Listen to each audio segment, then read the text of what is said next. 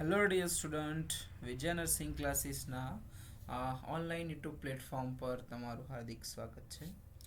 તો આજે આપણે મળી રહ્યા છીએ આપણા ફંડામેન્ટલ ઓફ નર્સિંગ સબ્જેક્ટની અંદર, જે આપણો પાર્ટ નંબર 11 છે, જેના આપણા મોસ્ટ ઇમ્પોર્ટન્ટ MCQ વિશે આપણે સ્ટાર્ટ કરીએ. બરાબર, ડિસ્કશન કરતા હતા કે most important MCQ regarding fundamental of nursing subject.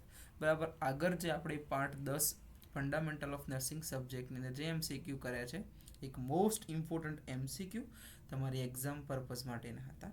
બરાબર, સેમ એ જ રીતે આપણે આગળ વધીશું કે આપણા ફંડામેન્ટલ ઓફ નર્સિંગ સબ્જેક્ટની અંદર. તો આગળ વધીએ તો આપણી પાર્ટ 11નો જે આપણો પહેલો જ ક્વેશ્ચન્સ જે તમારી સ્ક્રીન ઉપર તમને દેખાયો છે, તો કહે છે કે હાઇપોક્સિયા એ શું છે? હાઇપોક્સિયા શું કહે છે? હાઇપોક્સિયા ઇઝ મતલબ હાઇપોક્સિયાનો મિનિંગ શું થશે? ચલો વાત કરીએ કે lack of oxygen in the ટિશ્યુની અંદર ઓક્સિજનનું લેવલ ડિક્રીઝ થઈ જાય. બરાબર, lack of oxygen in the blood, bluish discoloration of mucosa કે નન ઓફ ધી અબો.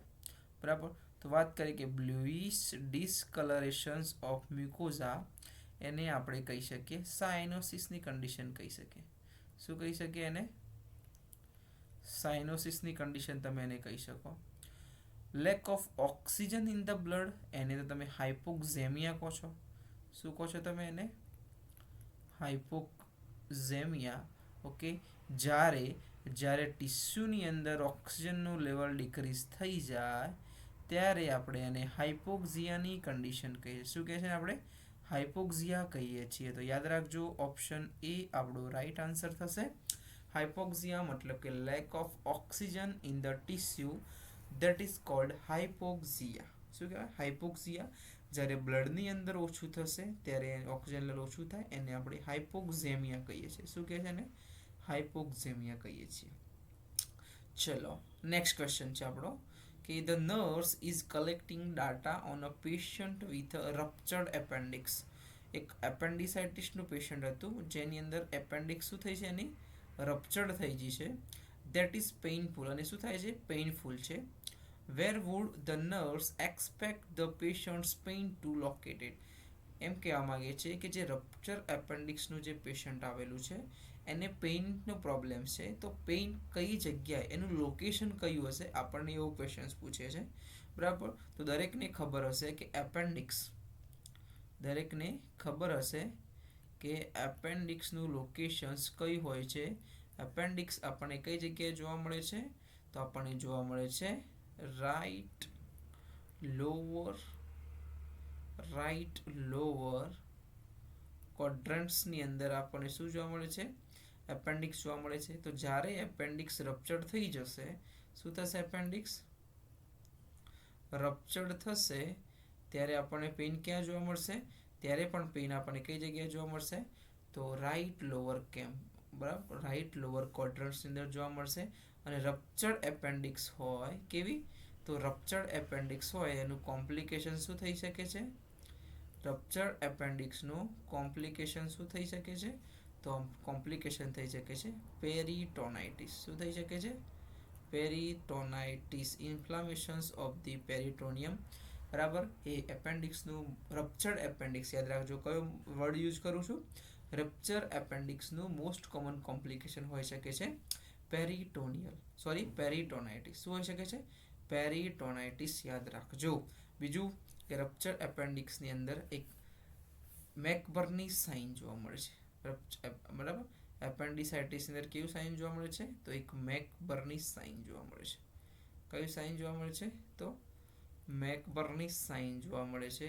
બરાબર, જેની અંદર બીજા અધર સાઇન્સ તમે કહી શકો, જેની અંદર કયા? એક રોવસિંગ સાઇન જોવા મળે છે. કયું સાઇન જોવા મળે છે? રોવસિંગ સાઇન જોવા મળે છે. હવે રોવસિંગ સાઇનની અંદર શું થાય છે? તો જ્યારે તમે જ્યારે લેફ્ટ લોઅર ક્વોડ્રન્ટ્સની અંદર તમે જ્યારે પેલ્પેટ કરતા હશો ત્યારે એનું પેઇન તમને રાઈટ સાઈડ લોઅર ક્વોડ્રન્ટ્સની અંદર જોવા મળે, એને આપણે રોવસિંગ સાઇન કહીએ છીએ. એને આપણે કયું સાઇન કહીએ છીએ? એને રોવસિંગ સાઇન કહીએ છીએ. તો યાદ રાખજો. તો અકોર્ડિંગ ટુ ક્વેશ્ચન્સ, પેઇન આપણને કઈ જગ્યાએ જોવા મળશે? તો રાઈટ લોઅર ક્વોડ્રન્ટ્સની અંદર જોવા મળશે. કઈ જગ્યાએ? રાઈટ લોઅર ક્વોડ્રન્ટ્સની અંદર જોવા મળશે. ઓપ્શન બી આપણું રાઈટ આન્સર થશે. રાઈટ અપર ક્વોડ્રન્ટની અંદર શું જોવા મળશે આપણને? તો રાઈટ અપર ક્વોડ્રન્ટ્સની અંદર લીવર લોકેટેડ હોય છે. શું આવેલું હોય છે? તો લીવરનું લોકેશન્સ આવેલું હોય છે. યાદ રાખજો. રપ્ચર્ડ એપેન્ડિસાઇટિસ પેઇન રાઈટ લોઅર ક્વોડ્રન્ટ્સની અંદર જોવા મળશે, પ્લસ એનું રપ્ચર્ડ એપેન્ડિક્સ હશે તો એનું મોસ્ટ કોમન કોમ્પ્લિકેશન તરીકે તમે પેરીટોનાઇટિસ લખી શકો છો, જેમાં મેકબર્ની સાઇન અને રોવસિંગ સાઇન એપેન્ડિસાઇટિસના પેશન્ટની અંદર પ્રેઝન્ટ હોય છે. નેક્સ્ટ વાત કરીશું આપણે. નેક્સ્ટ ક્વેશ્ચન છે કે which among the following data will give more accuracy. શું પૂછે છે આપણને? મોર accuracy informations regarding an end stage renal disease client's fluid status. એટલે કે end stage renal disease જે તમે ક્રોનિક કિડની ડિઝીઝ પણ કહી શકો. શું તમે કહી શકો એને? તો ક્રોનિક કિડની ડિઝીઝ પણ તમે એને કહી શકો છો. બરાબર. તો એન્ડ સ્ટેજ રિનલ ડિઝીઝનું પેશન્ટની અંદર ફ્લુઇડનું લેવલ ચેક કરવા માટે મોસ્ટ એક્યુરેટ ડાટા કયો છે? આપણને ક્વેશ્ચન્સ એવું કહેવા માંગે છે. બરાબર. તો ફ્લુઇડ બરાબર પેશન્ટમાં ફ્લુઇડ સ્ટેટસ જાણવા માટે તમે બરાબર પ્રોપર એમાઉન્ટમાં ઇન્ટેક આપો છો, કેટલો આઉટપુટ નીકળે છે, તો તમને ખ્યાલ આવી જશે કે પેશન્ટની અંદર કેટલું ફ્લુઇડ રિટેન્શન છે અને કેટલું આઉટપુટ આવેલું છે. આરામથી મળી જશે. ઓકે. તો મોર એક્યુરેસી પૂછ્યું છે. બરાબર. આપણને મોર એક્યુરેસી પૂછશે એટલે ઓપ્શન બી આપણો શું થશે? ઓપ્શન બી આપણો રાઈટ આન્સર થશે. બાકી ડેઇલી વેઇટ પણ તમે કરી શકો છો અને ઇલેક્ટ્રોલાઇટ લેવલ પણ તમે ચેક કરી શકો છો. બટ એક્યુરેસી માટે ઓપ્શન બી આપણો રાઈટ આન્સર થશે કે ઇન્ટેક આઉટપુટ ચાર્ટ તમારે શું કરવાનું હોય છે? પેશન્ટનો મેન્ટેન રાખવાનો છે. તમે કેટલું ઇન્ટેક આપો છો અને પેશન્ટનું આઉટપુટ કેટલું આવે છે એના પરથી પેશન્ટનું ફ્લુઇડ લેવલ આપણે ચેક કરી શકીશું. બરાબર. એના પરથી પેશન્ટનું ફ્લુઇડ લેવલ આપણે ચેક કરી શકીશું. ઓપ્શન બી આપણો રાઈટ આન્સર થશે. ચલો નેક્સ્ટ વાત કરીએ. નેક્સ્ટ છે the type of nursing care assignment best suited in the intensive care unit. Intensive care યુનિટમાં આપણે કઈ મેથડ યુઝ કરીએ છીએ? ઇન્ટેન્સિવ કેર યુનિટ એટલે કે આઈસીયુની અંદર તમે કઈ મેથડ યુઝ કરી શકો છો? ઇન્ટેન્સિવ કેર યુનિટ એટલે આઈસીયુની અંદર તમે કઈ મેથડ યુઝ કરો છો? તો તમને જસ્ટ મિનિંગ બતાવી દો. કેસ મેથડનો મતલબ થાય છે ટોટલ કેર. કેસ મેથડનો મતલબ ટોટલ પેશન્ટ કેર. પેશન્ટની દરેક કેર બરાબર કોને કરવાની હોય છે? નર્સિંગ સ્ટાફ હોય છે, જેમાં રેશિયો 1 નર્સ વિથ 1 પેશન્ટ હોય છે. બરાબર. 1 નર્સ વિથ 1 પેશન્ટ એટલે કે 1:1 નો રેશિયો, અને 1:1 નો રેશિયો આપણે કોની અંદર રાખીએ છીએ? આઈસીયુની અંદર રાખીએ છીએ. તો આપણને જવાબ મળી ગયો કે ઇન્ટેન્સિવ કેર યુનિટની અંદર કઈ મેથડ આપણે યુઝ કરીએ છીએ? ઓપ્શન એ આપણો right answer. Case method use કરીએ છીએ. નેક્સ્ટ બીજો ઓપ્શન છે કે ફંક્શનલ મેથડ. હવે ફંક્શનલ મેથડનો મતલબ શું થશે? તો ફંક્શનલ મેથડનો મતલબ થાય છે કે ટાસ્ક ઓરિએન્ટેડ. એની અંદર ઇમ્પોર્ટન્સ કોને મળે છે? તો એક ટાસ્ક ઓરિએન્ટેડ મેથડ છે. એટલે આપણું જે વર્ક હોય ને oriented method, task oriented method તમે એને કહી શકો. Task oriented method. બરાબર. જેની અંદર શું કરવાનું હોય છે? ટાસ્કને શું કરવાનું હોય છે? ડિસ્ટ્રીબ્યુટ કરી દેવાનું હોય છે. બરાબર. અને focus on only the task. શાના પર ફોકસ કરવાનું છે? તો ફોકસ ઓન ટાસ્ક અથવા તો તમે કહી શકો કે વર્ક. બરાબર. જેની અંદર શું કરો છો? વર્કને શું કરવાનું હોય છે? તો ડિસ્ટ્રીબ્યુટ કરવાનું હોય છે. વર્કને શું કરવાનું હોય? તો ડિસ્ટ્રીબ્યુટ આપણે એને કરવાનું, જેને આપણે ફંક્શનલ મેથડ તરીકે ઓળખીએ છીએ. નેક્સ્ટ છે પ્રાઇમરી કેર મેથડ, જેમાં પેશન્ટને ટોટલ કન્ટિન્યુ અને કોમ્પ્રિહેન્સિવ કેર આપવાની હોય છે. કોને પેશન્ટને કન્ટિન્યુ કોમ્પ્રિહેન્સિવ કેર પ્રોવાઈડ કરવાની હોય છે. એટલે કે અકોર્ડિંગ ટુ પેશન્ટ્સની રિક્વાયરમેન્ટ તમારે પેશન્ટને શું કરવાનું હોય છે તો પેશન્ટની કેર કરવાની હોય છે. જ્યારે વાત કરીએ કે ટીમ મેથડ, હવે ટીમ મેથડની અંદર એપ્રોક્સલી જે જે મેમ્બર્સ હોય છે, શું હોય છે, મેમ્બર્સ કેટલા હોય છે તો 4 to 6 મેમ્બર્સ હોય છે, જેની અંદર એક શું હોય છે તો એક લીડર હોય છે.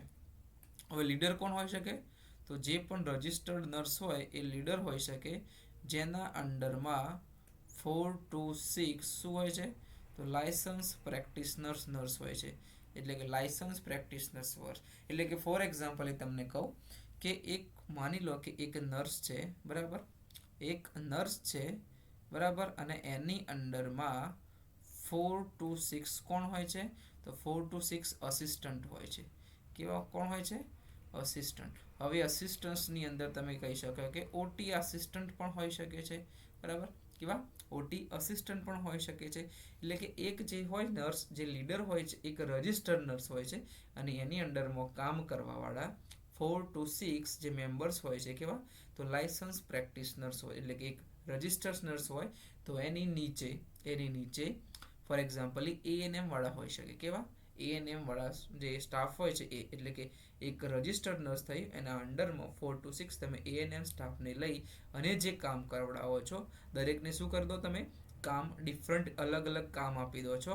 એને આપણે ટીમ મેથડ તરીકે ઓળખીએ છીએ, જેને ટીમ નર્સિંગ તરીકે પણ કહી શકાય. એને શું કહી શકાય, અને ટીમ નર્સિંગ તરીકે પણ આપણે એને કહી શકીએ. શું કહી શકીએ, ટીમ નર્સિંગ તરીકે પણ આપણે એને કહી શકીએ. યાદ રાખજો, ટીમ મેથડ યાદ રાખો, બરાબર, તમારે એક્ઝામની અંદર એક પૂછાયો ક્વેશ્ચન છે.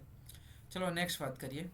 નેક્સ્ટ છે કે the nursing care that focuses on patient, બરાબર, care along with the family needs in the scope of multidisciplinary healthcare team is called.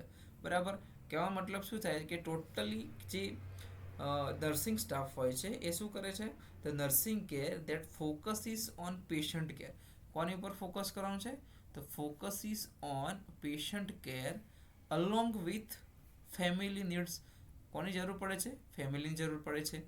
In the scope of multidisciplinary healthcare team, કેવી multidisciplinary healthcare team is called, આપણે શું કહી શકીએ, એટલે કે totally જે patient હોય છે એનું મેનેજમેન્ટ કરવાનું હોય છે, એ કેસ જે હોય છે એનું મેનેજમેન્ટ કરવાનું હોય છે, જેને આપણે કહીએ છીએ કેસ મેનેજમેન્ટ તરીકે આપણે એને ઓળખીએ છીએ. શાના તરીકે ઓળખીએ છીએ એને આપણે તો આખા કેસનું મેનેજમેન્ટ કરવું એને આપણે કેસ મેનેજમેન્ટ તરીકે ઓળખીએ છીએ. ઓપ્શન બી આપણો રાઈટ આન્સર થશે. ટીમ બેઝડ કેર આપણે જોયું કે એક લાયસન્સ મતલબ એક registered nurse A 4 to 6 member જે હોય છે લાયસન્સ પ્રેક્ટિશનર્સ નર્સ હોય છે. પેશન્ટ નેવિગેશન્સ, હવે પેશન્ટ્સ નેવિગેશન છે ને એ કોમ્યુનિટી બેઝ સર્વિસીસ છે. કેવી છે તો કોમ્યુનિટી લેવલે, બરાબર, કેવી તો કોમ્યુનિટી બેઝ સર્વિસીસ છે. કોમ્યુનિટી બેઝ સર્વિસીસ છે જેની અંદર અર્લી ડાયગ્નોસ કરી અને ટ્રીટમેન્ટ પ્રોવાઈડ કરવાની હોય છે. કેવી અર્લી ડાયગ્નોસિસ કરી અને પેશન્ટને ટ્રીટમેન્ટ પ્રોવાઈડ કરવાની હોય છે, બરાબર. નેક્સ્ટ છે કે પ્રાઇમરી કેર. પ્રાઇમરી કેર એટલે કે જ્યારે પણ પેશન્ટ્સ એડમિટ થાય ત્યારે જે પણ કેર આપણે પેશન્ટની જરૂર મુજબ હોય એ આપણે આપીએ અને પ્રાઇમરી કેર તમે કહી શકો છો. ઓકે, સો આપણો રાઈટ આન્સર બી થયો. નેક્સ્ટ આપણો ક્વેશ્ચન છે કે that data that include all the measurables and observable. Data કેવા છે તો દરેક ડેટા કેવા છે તો મિઝરેબલ છે અને કેવા છે તમે માપી શકો અને ઓબ્ઝર્વ કરી શકો છો. Observable pieces of the information is called. એને તમે કઈ ડાટા કહી શકો, એને તમે કયા ડાટા તમે એને કહી શકો છો, બરાબર. તો તમે એને કયા ડાટા કહી શકશો, બરાબર. કેવા છે તો મેઝરેબલ છે. કેવા છે તો મિઝરેબલ એટલે કે તમે મેઝર કરી શકો છો અને ઓબ્ઝર્વ કરી શકો છો. તો ઓબ્ઝર્વ કરી શકો એને આપણે ઓબ્જેક્ટિવ ડાટા કહે છે. ઓબ્ઝર્વ કરી શકો એને ઓબ્જેક્ટિવ ડાટા કહે છે. ઓપ્શન સી આપણો શું થશે, રાઈટ આન્સર થશે. સબ્જેક્ટિવ ડાટા હોય છે જેની અંદર સબ્જેક્ટિવ ડાટાની અંદર તમારે શું હોય પેશન્ટ આપણને જે કહે, બરાબર, જે પણ પેશન્ટને સિમ્ટમ્સ હોય, શું હોય પેશન્ટને તો પેશન્ટને જે પણ સિમ્ટમ્સ હોય જે પેશન્ટ આપણને કહેશે, બરાબર, એટલે કે પેશન્ટ થ્રુ આપણને મળે છે. જ્યારે ઓબ્જેક્ટિવ ડાટાની અંદર આપણે શું ચેક કરીશું તો જે પણ પેશન્ટના સાઇન હશે બરાબર એ આપણે પોતે બરાબર એટલે કે એક્ઝામિનર કોણ તો જે પણ એક્ઝામિનર હશે એ ઓબ્ઝર્વ કરશે બરાબર એને આપણે ઓબ્જેક્ટિવ ડાટા કહીએ છીએ. તો સબ્જેક્ટિવ ડાટા અને ઓબ્જેક્ટિવ ડાટા બરાબર ખ્યાલ તમને આવી ગયો હશે. ચલો નેક્સ્ટ વાત કરીશું કે a post operative patient receive a stat dose of injection diclofenac intramuscularly. તો એક પોસ્ટ ઓપરેટિવ પેશન્ટ છે બરાબર એને પેઇન થતું હતું તો શું કર્યું એને સ્ટેટ ડોઝ ઓફ ઇન્જેક્શન કયું આપ્યું છે ડાયક્લોફિનેક કઈ ઇન્ટ્રામસ્ક્યુલરલી કેટલા તો 90 ડિગ્રી એંગલે તમે આપો છો બરાબર. આફ્ટર 1 hours એટલે કે 1 કલાક પછી the nurse check on pain relief બરાબર પેશન્ટને પેઇન ઓછું થયું કે નહીં એ ચેક કરે છે. Which step of the nursing process is the nurse following. તો નીચે જે આ સ્ટેપ્સ આપેલા છે નર્સિંગ પ્રોસેસના એમાંથી કયું સ્ટેપ નર્સ દ્વારા ફોલો થાય છે ક્વેશ્ચન્સ આપણને એવું કહેવા માંગે છે. તો ચલો નર્સિંગ પ્રોસેસના સ્ટેપ મોસ્ટલી તમને દરેકને યાદ હશે કયા તો નર્સિંગ પ્રોસેસના સ્ટેપ મોસ્ટલી તમને યાદ હશે. પહેલું કયું આવશે પહેલું સ્ટેપ હશે તમારું અસેસમેન્ટ. પહેલું કયું સ્ટેપ છે અસેસમેન્ટ. જ્યારે બીજું કયું છે ડાયગ્નોસિસ. બીજું કયું આવશે તો ડાયગ્નોસિસ. ત્રીજું કયું આવશે પ્લાનિંગ આવશે. ત્રીજું કયું આવશે તો પ્લાનિંગ આવશે. ચોથું કયું આવશે ઇમ્પ્લિમેન્ટેશન. કયું આવશે તો જે પ્લાન કર્યું એનું ઇમ્પ્લિમેન્ટેશન બરાબર. અને ફિફ્થ નંબરનું કયું આવશે તો ઇવાલ્યુએશન આવશે. કયું આવશે ઇવાલ્યુએશન. ઓકે તો અસેસમેન્ટમાં પેશન્ટ શું મતલબ જે પણ એક્ઝામિનર હશે એ શું કરશે અસેસ કરશે પછી એનો ડાયગ્નોસ કરશે.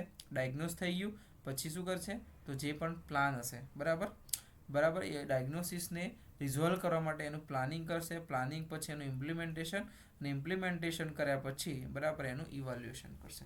ઇમ્પ્લિમેન્ટેશન કર્યા પછી એનું ઇવાલ્યુએશન કરશે.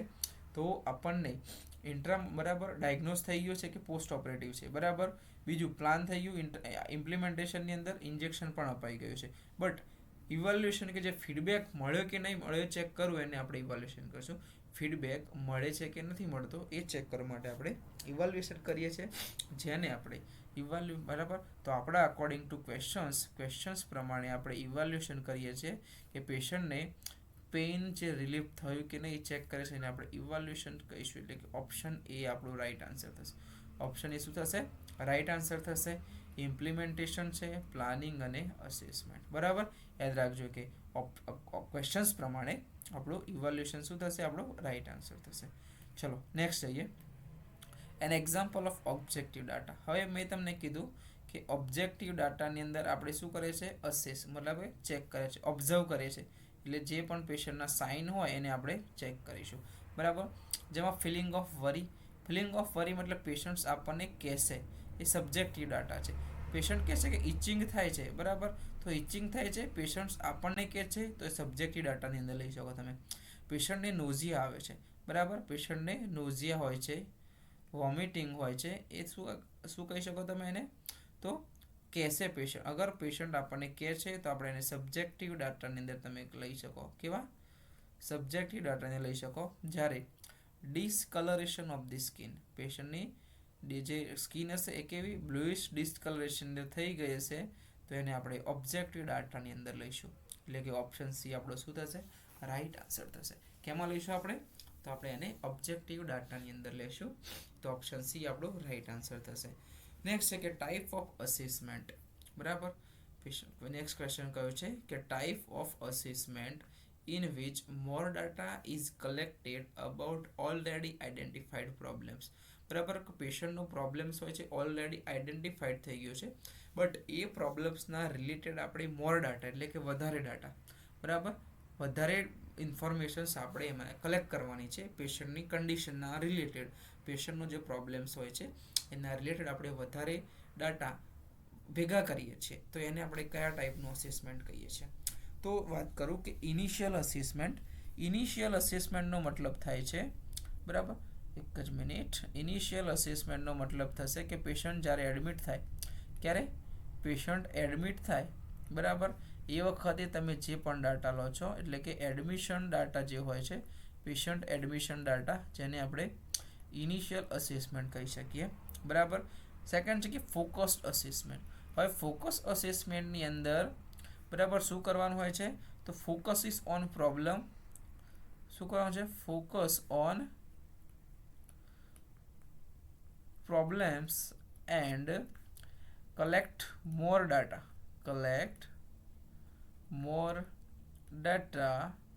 regarding problems, બરાબર, regarding problems. તો જે પણ પ્રોબ્લેમ્સ હશે એના રિલેટેડ આપણે શું કરવાનું છે, તો વધારે ડાટા કલેક્ટ કરવાના છે, એટલે કે focus on problems and collecting more data regarding the problems, જેને આપણે ફોકસ અસેસમેન્ટ કહીએ છીએ.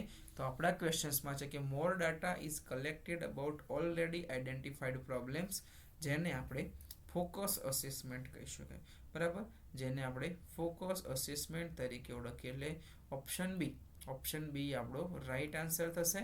જ્યારે ઇમરજન્સી અસેસમેન્ટની અંદર જ્યારે પેશન્ટને કોઈ ઇમરજન્સી ડાટા કલેક્ટ કરીએ, ફોર એક્ઝામ્પલ એ પેશન્ટ એમઆઈનું હોય છે, ફોર એક્ઝામ્પલ પેશન્ટ હેડ ઇન્જરીનું આવે છે, તો એ વખતે આપણે જે પણ ડાટા પેશન્ટ જોડેથી બરાબર જે કલેક્ટ કરીએ છીએ, જેને આપણે ઇમરજન્સી અસેસમેન્ટ તરીકે આપણે ઓળખીશું. શું કહે છે ને, ઇમરજન્સી અસેસમેન્ટ.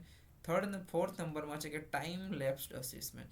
હવે ટાઈમ લેપ્સ અસેસમેન્ટની અંદર કમ્પેરિઝન કરવાની હોય. શું કરવાનું હોય છે, તો કમ્પેરિઝન કરવાની હોય છે.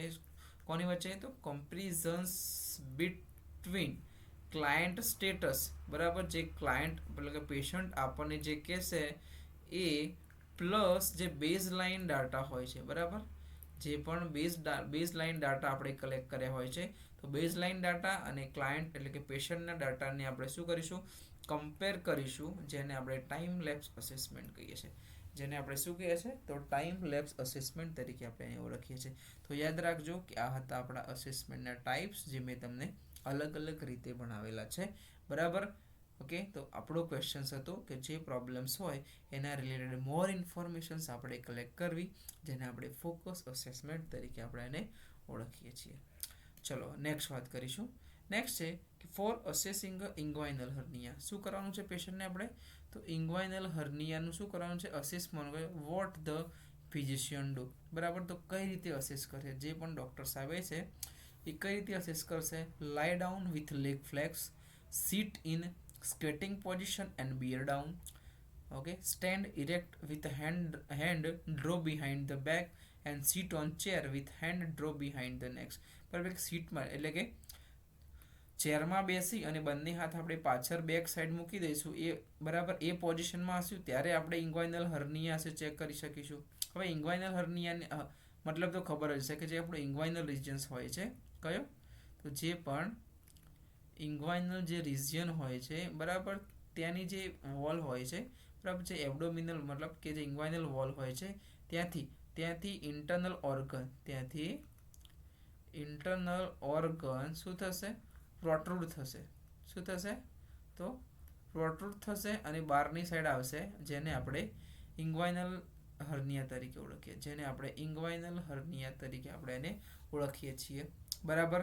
નેક્સ્ટ વાત કરીએ કે stand erect with hand draw, બરાબર, ઊભા રહેવાનું છે અને બંને હાથ બેક સાઈડ ઉપર મૂકવાના છે. Sit in squatting position and bear down, બરાબર, સ્ક્વેટિંગ પોઝિશનની અંદર બેસવાનું છે અને જોર લગાવવાનું. બિયર ડાઉન એટલે કે નીચેની સાઈડ જોર લગાવવાનું હોય છે નહીં, બરાબર. Lie down with leg flex, sit in squatting position and bear down નહીં, but lie down with leg flex, બરાબર. શું કરવાનું છે, તો પેશન્ટને નીચે સુપાઇનમાં સૂવાનું છે, પ્લસ એના જે બંને જે લેગ હશે એ શું કરવાના છે, તેને ફ્લેક્સ કરવાના છે અને પેશન્ટને શું કહેશો તમે, તો પેશન્ટને જસ્ટ કફિંગ કરવા માટે કહેશો. તો તમે આરામથી, તો તમે જે પણ ડૉક્ટર સાહેબ હશે એ આરામથી ઇન્ગ્વાઇનલ હર્નિયા હશે એને અસેસમેન્ટ કરી શકશે, બરાબર. આરામથી ઇન્ગ્વાઇનલ હર્નિયાનું અસેસમેન્ટ કરી શકશે. એટલે ઓપ્શન એ આપણો રાઈટ આન્સર થશે. ઓપ્શન એ આપણો શું થશે, રાઈટ આન્સર થશે, યાદ રાખજો. ચલો નેક્સ્ટ વાત કરીશું. What is the important nursing intervention while assisting for peritoneal dialysis. શું અસિસ્ટ કરવાનું છે, તો પેરિટોનિયલ ડાયાલિસિસ કેથેટર ઇન્સર્શન. જ્યારે પેરિટોનિયલ ડાયાલિસિસ કેથેટર ઇન્સર્ટ કરતા હોઈએ ત્યારે ત્યારે ઇમ્પોર્ટન્ટ નર્સિંગ ઇન્ટરવેન્શન શું હોવું જોઈએ, ક્વેશ્ચન્સ આપણને એવું કહે છે, બરાબર. ઇમ્પોર્ટન્ટ નર્સિંગ ઇન્ટરવેન્શન શું હોવું જોઈએ? તો એક્સપ્લેઇન ધ પ્રોસિજર એક્સપ્લેન કરવાની એન્ડ ગેટ કન્સેન્ટ. તો આ કન્સેન્ટ કોણ કરશે? તો કન્સેન્ટ કોણ લેશે? તો કન્સેન્ટ ડૉક્ટર સાહેબ લેશે. કોણ લેશે? ડૉક્ટર. ચેક કોણ કરે? કન્સેન્ટ ચેક કોણ કરે? તો નર્સિંગ સ્ટાફ કરશે. કોણ કરશે? નર્સિંગ સ્ટાફ કરશે. Check the renal function of the પેશન્ટના રિનલ ફંક્શન એ કોણ ચેક કરશે? એ પણ ડૉક્ટર સાહેબ ચેક કરશે. Ask the patient to empty the bladder and arrange emergency trolley near bed side. Yes, arrange emergency trolley રાખીશું, બટ એના પહેલાં પેશન્ટને જે પણ બરાબર એનું જે બ્લેડર રહેશે, યુરિનરી બ્લેડર હશે, એને શું કરવાનું છે? એમ્પ્ટી કર્યું કે નહીં એ પૂછવાનું છે. ના કર્યું હોય તો પેશન્ટને એમ્પ્ટી કરાવવાનું છે. બીકોઝ ઓફ જ્યારે પણ તમે પેરિટોનિયલ જે કેથેટર હોય છે, ડાયાલિસિસનું જે કેથેટર હોય છે, એને તમે જ્યારે ઇન્સર્ટ કરો તો એ જે બ્લેડર ફોર એક્ઝામ્પલી કે ડિસ્ટેન્ડેડ હોય, એમ્પ્ટી ના કરેલું હોય, તો ડિસ્ટેન્ડેડ હોવાના કારણે બ્લેડરને ઇન્જુરી થઈ શકે છે. સો બ્લેડર એમ્પ્ટી કરવું પડે છે, એટલે કે પ્રિવેન્ટ બ્લેડર ઇન્જુરી. કેમ એમ્પ્ટી કરવાનું છે? તો પ્રિવેન્ટ, જે પણ બ્લેડરને ઇન્જુરી ના થાય, તો પ્રિવેન્ટ બ્લેડર ઇન્જુરી, એના માટે આપણે એમ્પ્ટી કરાવવું પડે છે. તો યાદ રાખજો પેરિટોનિયલ ડાયાલિસિસના કેથેટર ઇન્સર્શન વખતે. નેક્સ્ટ છે કે Braden scale is used for the assessing the risk for. જે બ્રેડન સ્કેલ જે હોય છે, જે કોને આપ્યો છે? બાર્બા બ્રેડન, નેનેન્સી બ્રેકસ્ટોમ. કોને આપેલું છે? તો બાર્બા બ્રેડન અને નેનેન્સી બ્રેકસ્ટોમે આપેલું છે, બરાબર. તો બ્રેડન સ્કેલ જેની અંદર મિનિમમ અને મેક્સિમમ સ્કોર કેટલો હોય છે? તો બ્રેડન સ્કેલની અંદર મિનિમમ સ્કોર અને મેક્સિમમ સ્કોર કેટલો હોય છે? જેની અંદર એલિમેન્ટ્સ કેટલા હોય છે, બરાબર. તેની અંદર એલિમેન્ટ્સ પણ કેટલા હોય છે? તો એલિમેન્ટ્સ 6 હોય છે. મોસ્ટ ઇમ્પોર્ટન્ટ એલિમેન્ટ કયું છે? બરાબર, તો ફ્રિક્શન. કયું છે? ફ્રિક્શન છે, બરાબર. ઓકે, યાદ રાખજો. તો મિનિમમ સ્કોર છે કેટલો? તો મિનિમમ સ્કોર છે 6 અને મેક્સિમમ સ્કોર છે 23. યાદ રાખજો, મિનિમમ 6 અને મેક્સિમમ 23. હવે એલિમેન્ટ્સ કયા કયા હશે? તો એલિમેન્ટ્સમાં તમે કયા કહી શકો? તો તમે કહી શકશો કયા કહી શકશો તમે એલિમેન્ટ? તો બરાબર, જેની અંદર તમે ફ્રિક્શન્સ આવે છે, બરાબર, ન્યુટ્રિશન્સ આવે છે, બરાબર, એક્ટિવિટી પણ આવે છે, બરાબર, મોઇસ્ચર પણ આવી શકે છે. તો આ ડિફરન્ટ ટાઈપ્સના એલિમેન્ટ્સ, બરાબર, જે બ્રેડન સ્કેલની અંદર યુઝ થતા હોય છે, બરાબર, જે બ્રેડન સ્કેલની અંદર યુઝ થતા હોય છે, બરાબર. ચલો નેક્સ્ટ વાત કરીશું કે બ્રેડન સ્કેલ આપણે કેમ યુઝ કરીએ છીએ? તો જે પણ, બરાબર, શાના માટે યુઝ કરીશું?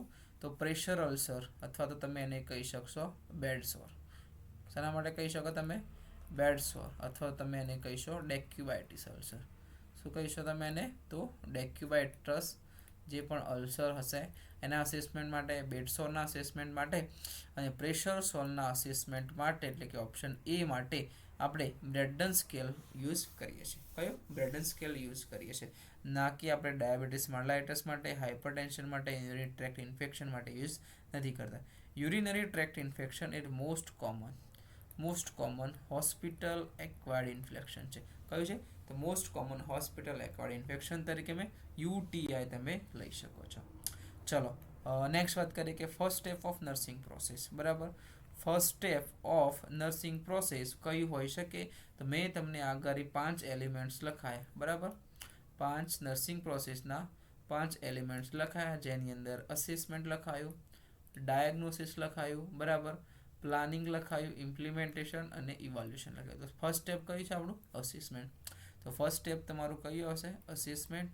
ઓપ્શન એ આપણું રાઈટ આન્સર થશે. Second diagnosis, third planning, fourth implementation અને ફિફ્થ આવશે ઇવાલ્યુએશન. ફિફ્થ કયું આવશે? તો ઇવાલ્યુએશન આવી શકે છે. ઓકે, તો યાદ રાખજો મેં તમને લખ્યા પ્રમાણે. ચલો નેક્સ્ટ. ઓકે, તો આટલા ક્વેશ્ચન્સ હતા આજના લેક્ચરના. આપણા જે ક્વેશ્ચન્સ આજે આપણે ભણ્યા છે એ દરેક ક્વેશ્ચન્સ તમારે એક્ઝામ પર્પઝ માટે બહુ જરૂરી હતા, બરાબર. આગળ તમારે એક્ઝામની અંદર પણ પૂછાયેલા છે. તો આપણી આજના ક્વેશ્ચન્સ, આજનું કન્ટેન્ટ જો તમને ગમ્યું હોય તો આપણી જે ચેનલ યુટ્યુબ પર છે વિજય નર્સિંગ ક્લાસીસ, એને લાઇક કરો, શેર કરો અને સબસ્ક્રાઈબ કરી દો. તમારા ફ્રેન્ડ સુધી આપણા દરેક વિડીયો સેન્ડ કરતા રહેજો, બરાબર. ચલો નેક્સ્ટ મળીશું આપણે આપણા નેક્સ્ટ લેક્ચરની અંદર મળીશું, જે આપણા ફંડામેન્ટલ ઓફ નર્સિંગ કાં તો મેડિકલ સર્જિકલ નર્સિંગના રિલેટેડ હોઈ શકે છે. બરાબર. Okay, thank you so much dear student, thank you so much.